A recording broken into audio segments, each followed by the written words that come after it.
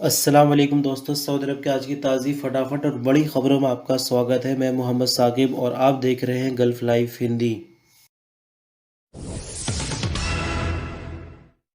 सबसे पहले आज के इस न्यूज़ बुलेटिन की शुरुआत में मदरसे के हवाले से बात कर लेते हैं, लेकिन दूसरी खबर में हम बात करेंगे जो वीज़ाओं में छूट दी गई है फ्री 2 जून तक के लिए, उसकी दूसरी खबर में बात करेंगे। लेकिन फिलहाल मदरसों के बारे में आपको बता दें कि मदरसे बाकायदा खुलने जा रहे हैं इस बार, और ऑनलाइन एजुकेशन का जो सिलसिला था सऊदी अरब में बंद हो जाएगा। सऊदी मिनिस्ट्री ऑफ एजुकेशन ने आने वाले एजुकेशनल ईयर से स्कूलों, कॉलेजों, यूनिवर्सिटियों और टेक्निकल ट्रेनिंग सेंटर में खबर को थोड़ा सा आसान भाषा में आपको समझा दे कि मिनिस्ट्री ऑफ हेल्थ और मिनिस्ट्री ऑफ एजुकेशन दोनों मिनिस्ट्रीज ने मिलकर प्रोग्राम बना लिया है। और फिलहाल शर्त ये है कि जो भी स्टाफ होगा उनको वैक्सीन हर हाल में लेनी होगी, वरना तो उनको किसी भी दफ्तर में एंट्री की इजाजत नहीं मिलेगी। साथ ही स्टूडेंट यानी बच्चों के लिए कोई रूल अभी नहीं लगाया गया है, यानी वैक्सीन वगैरह का कोई अनाउंसमेंट नहीं हुआ है। सिर्फ जो टीचर है या किसी भी तरह से कोई भी स्टाफ है उनको हर हाल में वैक्सीन लेनी होगी एजुकेशनल ईयर शुरू होने से पहले पहले। लेकिन खबरों में ये भी बताया जा रहा है कि बच्चों के लिए भी कुछ रूल्स जारी किए जाएंगे, और जो उम्र होती है एज के हिसाब से बच्चों का चयन किया जाएगा। यानी हो सकता है कि जो ज़्यादा ही छोटे बच्चे हैं उनके लिए अभी पढ़ाई का सिलसिला ना खोला जाए, सिर्फ बड़े बच्चे पढ़ें। लेकिन इस बारे में अभी जानकारी आना बाकी है, इसके लिए हमें और इंतज़ार करना होगा। लेकिन आज ये चीज़ क्लियर हो गई कि आने वाला जो सेशन है उसमें जो पढ़ाई होगी वो इंशाल्लाह ऑफलाइन होगी, यानी पहले की तरह ही होगी। अब बात करते हैं सऊदी अरब के ऐवान शाही यानी किंग सलमान की तरफ से जो फैसला किया गया है, जिसमें इकामे की वैलिडिटी बढ़ाई गई है और एग्जिट एंट्री यानी जो छुट्टी पर लोग गए हुए हैं उनकी वीज़ा की वैलिडिटी बढ़ाई गई है। लेकिन साथ ही सबसे अच्छी बात यह है कि विजिट वीज़ा यानी जो वीज़ा स्टाम्प हो चुकी थी और स्टाम्प होने के बाद एक्सपायर हो गई है उनको भी 7 दिनों का टाइम दिया गया, यानी 2 जून तक ये छूट दी गई है। इकामे 2 जून तक बढ़ाए गए हैं, एग्जिट एंट्री वीज़ा को बढ़ाया गया है और विजिट वीज़ाओं में 2 जून तक की छूट दी गई है। बीते दिन हमने आपको ये खबर बताने के लिए रिकॉर्डिंग भी कर दी थी, लेकिन क्या मजबूरी रही वो हमने आपको कल कोरोना की रिपोर्ट में शाम को बता दी थी। अब बात करते हैं कि इससे क्या फ़ायदा अजनबियों को मिलने वाला है। तो देखिए, जैसे कि 7 दिनों को टाइम दिया गया है, 2 जून को ये वैलिडिटी फिर से एक्सपायर हो जाएगी और फ़्लाइट का ऑपरेशन बिल्कुल भी नहीं, फ़्लाइट पहले ही बंद है। और अगर किसी बंदे को घूमकर भी आना है, यानी किसी और देश से होकर आना है, वैसे तो लगातार जो वाया होकर आ रहे थे बंदे इंडिया, सऊदी अरब, सब लोग इंडिया से फिलहाल डरे हुए हैं और आहिस्ता आहिस्ता इंडिया से एंट्री अपने देशों में बंद कर रहे हैं। लेकिन इस वक्त अगर किसी कंट्री से आने की इजाज़त भी मिल जाए तो आप देखिए कि 15 दिन वहाँ पर क्वारंटाइन होना है जिस देश में बीच में रुकेंगे। उसके बाद सऊदी अरब एंट्री होती है, यानी मानकर चलिए कि 20 दिन का एस्टिमेट जो है वो बन जाता है। तो ऐसे में सोचने वाली बात यह है कि सऊदी गवर्नमेंट ने जो 7 दिनों का टाइम दिया है ये एक तरह का मजाक नहीं तो क्या है। यानी सिर्फ दिल बहलाने के लिए या फिर सुर्खियां बटोरने के लिए ये छूट दी गई है, वरना ग्राउंड लेवल पर इससे कहीं तक कोई फ़ायदा देखने को नहीं मिलेगा। अगर आपको लगता है कि इससे कोई फ़ायदा है तो कमेंट करके प्लीज़ हमें भी ज़रूर बता दें।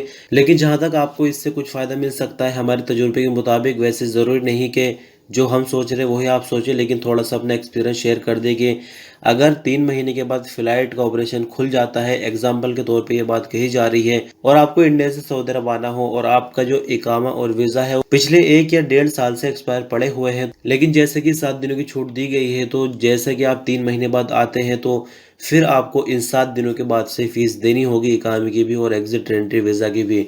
सिर्फ एक ये फ़ायदा यहाँ पर नज़र आ रहा है, अदरवाइज़ कोई भी बंदा इतनी जल्दी सऊदी अरब नहीं पहुंच सकता। इस चीज़ से आप अच्छे से वाकिफ़ होंगे। बाकी आपको क्या लगता है कमेंट के रूप में इस न्यूज़ के बारे में ज़रूर जानकारी दें कि ग्राउंड लेवल पर क्या यकीनन लोग इससे फ़ायदा उठा सकते हैं। सिर्फ एक ये फ़ायदा अगर हम छोड़ दें जो मैंने आपको लास्ट में बताया है।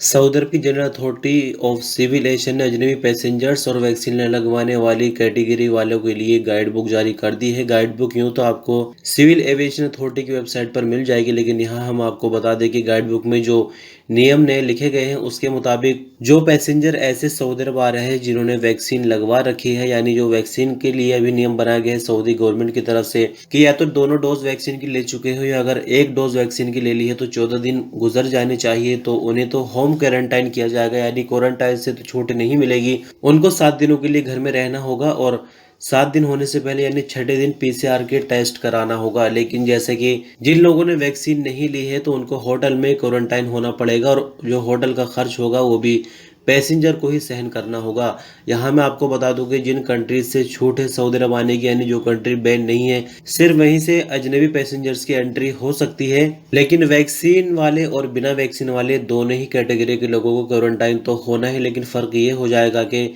जिन लोगों ने वैक्सीन ले ली है उनको होम क्वारंटाइन होना पड़ेगा, और जिन लोगों ने वैक्सीन नहीं ली है और वो सऊदी अरब पहुंचते हैं तो उनको होटल में क्वारंटाइन होना पड़ेगा, जिसका खर्च उनको खुद ही बर्दाश्त करना होगा। आने वाले हज मौसम की तैयारियों के लिए मक्का मुकर्रमा म्यूनसिपलिटी ने मशहर मुक़द्दसा में सफाई का काम शुरू कर दिया है। सो अखबार के मुताबिक म्यूनसिपलिटी ने मीना, मुजदलफा और अरफात की सफाई के लिए 1000 वर्करों को तैनात कर दिया है। म्यूनसिपलिटी का कहना है कि सफाई का काम सोमवार से शुरू कर दिया गया। इस मकसद के लिए मशहर मुक़द्दसा में 120 से ज़्यादा किस्म के मशीनों से काम लिया जा रहा है। सफाई वर्करों ने हज 1442 की तैयारी के लिए मीना के मैदानों में काम शुरू किया है, जबकि आहिस्ता आहिस्ता मशाइर मुक़द्दसा के सभी इलाकों में सफाई होगी। सऊदी अरब में बीते 24 घंटों के दौरान कोरोना के नए मामले 1389 रिकॉर्ड पर आए, जबकि 912 नई रिकवरी रही, 14 नई मौत हुई, जिसके बाद कुल मरने वालों की तादाद बढ़कर 7278 हो गई है। एक्टिव मामलों की अगर बात करें तो एक्टिव केस 9593 हैं, जिनमें से 1348 क्रिटिकल मामले हैं। सऊदी अरब में कुल मामले अब तक 4,43,460 हो चुके हैं, जिनमें से 4,26,589 अब तक ठीक होने वालों की तादाद है। सऊदी अरब के मौसम विभाग ने बुधवार 26 मई को सऊदी अरब में मौसम के हवाले से क्या कुछ बदलाव होने जाए इसके बारे में जानकारी दी है। अखबार 24 के मुताबिक मौसम विभाग का कहना है कि बुध को नजरान, असीर और बाहा के पहाड़ी इलाकों में गरज चमक के साथ बारिश की उम्मीद है। इसका सिलसिला मक्का मुकर्रमा रीजन के ऊपरी इलाकों तक फैल जाएगा। बयान के मुताबिक मौसम में बादल छाए रहेंगे, रुक रुक कर गरज चमक के साथ बारिश की उम्मीद है, जबकि ईस्टर्न रीजन में कई जगहों पर भी तेज हवाएं चलेंगी। मौसम विभाग का आगे कहना है कि बुधवार को सऊदी अरब में सबसे ज़्यादा टेम्परेचर 43 डिग्री सेंटीग्रेड मक्का मुकर्रमा में होगा, जबकि सबसे कम टेम्परेचर यानी 12 डिग्री सेंटीग्रेड अलसौदा में रहेगा। यहाँ एक कन्फ्यूज़न आपकी क्लियर कर दे, कमेंट में भी अक्सर लोग पूछते रहते हैं कि रोज़ाना बारिश की खबरें आती है और बारिश देखने को नहीं मिलती, तो आप शायद खबर को गौर से नहीं सुनते। जो ऊपरी इलाके हैं उनका जिक्र अक्सर किया जाता है, या फिर पहाड़ी इलाके जो होते हैं उनका जिक्र किया जाता है। तो जाहिर सी बात है कि पहाड़ी इलाकों का मौसम जो प्लेन वाले एरिया होते हैं उससे थोड़ा डिफरेंट होता है और बारिश वहाँ पर जल्दी आ जाती है। तो थोड़ा सा गौर से अगर खबरों को सुनेंगे तो कन्फ्यूज़न आपको नहीं होगी।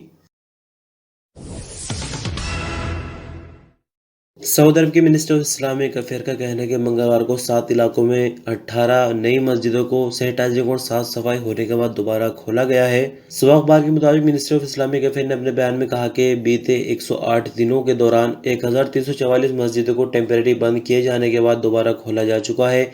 मिनिस्टर ने बताया कि मंगलवार को जो 18 मस्जिदें दोबारा से नमाजों के लिए खोली गई हैं, इनमें 8 मक्का मुकर्रमा रीजन, 3 रियाज रीजन, 2 ईस्टर्न रीजन, अल कसीम रीजन और एक असीर, तबूक और अलजौफ रीजन से हैं। आपकी जानकारी के लिए बता दें कि मस्जिदों में चेकिंग का सिलसिला तो लगातार जारी है और मस्जिदें बंद भी हो रही हैं, लेकिन उनकी संख्या बताना यहाँ पर बंद कर दिया गया है। हो सकता है कि ऐसा सोचा है इन लोगों ने कि शायद लोग डर रहे हों, लेकिन इसको कुल संख्याओं में ऐड कर देते हैं और सिर्फ ये बताते हैं कि इतनी मस्जिदें दोबारा खोली गई हैं।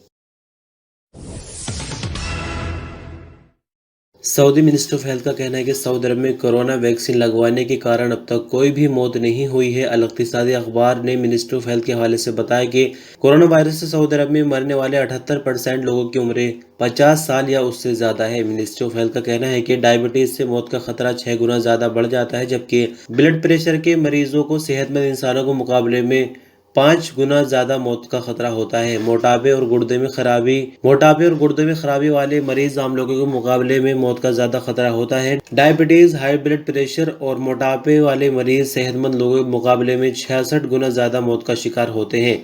बयान में आगे कहा गया कि सऊदी अरब में मौत के हवाले से किया जाने वाले सर्वे से पता चला है कि सबसे ज़्यादा मौत नए कोरोना वायरस की वजह से हुई है, जबकि कोरोना वैक्सीन लगवाने वालों में मरने वालों का जो रेशियो है वो 0 हो, यानी जिन लोगों ने वैक्सीन लगवा ली है उनमें से किसी की भी मौत नहीं हुई है। सऊदी रॉयल एयरफोर्स और यूनान की एयरफोर्स के ज्वाइंट ट्रेनिंग ऑपरेशन या कह के रिहर्सल प्रोग्राम IFD फॉल्कन 2 मंगल को किंग फैसल एयरबेस में शुरू हो गई। सऊदी प्रेस एजेंसी के मुताबिक ट्रेनिंग प्रोग्राम के आगाज पर सऊदी अरब की एयरफोर्स F-15C और यूनानी एयरफोर्स के F-16 जहाज़ों ने ज्वाइंट प्रोग्राम में हिस्सा लिया। किंग फैसल एयरबेस के कमांडर मेजर जनरल नासिर बिन साइद अल कहतानी ने इस मौके पर कहा कि इन ट्रेनिंग प्रोग्राम से दोनों मुल्कों के ताल्लुकात और ज़्यादा अच्छे होंगे और दोनों देशों की एयरफोर्स जो कि मिलकर ट्रेनिंग प्रोग्राम कर रही है, एक दूसरे को अपना तजुर्बा शेयर कर रही है। इससे दोनों ही आर्मियों को काफ़ी कुछ सीखने को मिलेगा। सऊदी अरब में मिनिस्ट्री ऑफ हेल्थ का कहना है कि 12 साल या उससे ज़्यादा उम्र के बच्चों को कोरोना वैक्सीन दी जाएगी। आजिल अखबार के मुताबिक हेल्थ सेक्रेटरी डॉक्टर अब्दुल्ला असीरी का कहना है कि जब सऊदी भर में 18 साल या उससे ज़्यादा उम्र के 70% लोगों को वैक्सीन दी जाएगी, तब 12 या उससे ज़्यादा उम्र के बच्चों के लिए भी वैक्सीन मुहिम शुरू की जाएगी। हेल्थ सेक्रेटरी ने आगे बताया कि कोरोना वायरस का जो असर है वो ज़्यादातर जो बूढ़े लोग हैं उन पर, या जो लगातार बीमार रहते हैं यानी शुगर ब्लड प्रेशर जिनको है, उन पर ज़्यादा असर कर रहा है। इसलिए जो प्राथमिकता है मिनिस्ट्री ऑफ हेल्थ की वो ये है कि ज़्यादातर बूढ़े लोगों को वैक्सीन दी जाए। मिनिस्टर ऑफ हेल्थ ने फिर से लोगों से कहा कि वो 937 यानी 937 नंबर पर 24 घंटे कभी भी कॉल करके अपनी सेहत के बारे में कोरोना संबंधित कोई भी सवाल कर सकते हैं। सऊदी अरब के नारकोटिक डिपार्टमेंट का कहना है कि याजान की सबिया कमिश्नरी में एक सऊदी शहरी को हशीश का कारोबार करते हुए गिरफ्तार किया गया। सब अखबार के मुताबिक नारकोटिक डिपार्टमेंट के प्रवक्ता मोहम्मद अल नजीदी ने बताया कि सऊदी शहरी के कब्जे से ड्रग के अलावा असलहा भी बरामद हुआ है। प्रवक्ता ने बताया कि खुफिया विभागों से खबर मिलने पर मुलजिम का पीछा कर रहे थे। सऊदी शहरी को 292 किलोग्राम हशीश वसूल करते हुए हिरासत में लिया गया। सऊदी नारकोटिक विभाग के प्रवक्ता ने आगे कहा कि सऊदी शहरी के खिलाफ मुकदमा दर्ज करके उसे पब्लिक प्रोसिक्यूशन के हवाले कर दिया गया है। तो दोस्तों, इस तरह से खबरों को सिलसिला बस यहीं तक। एक वीडियो पर लाइक करके हमारी मेहनत को कामयाब बना सकता है। आपका कुछ सवाल या सुझाव तो कमेंट में ज़रूर कहें और चैनल पर नए हैं तो सब्सक्राइब करके बेल बटन दबाकर ऑल पर भी क्लिक करें। वीडियो पर अंत तक बने रहें। बहुत बहुत शुक्रिया। अल्लाह हाफिज़।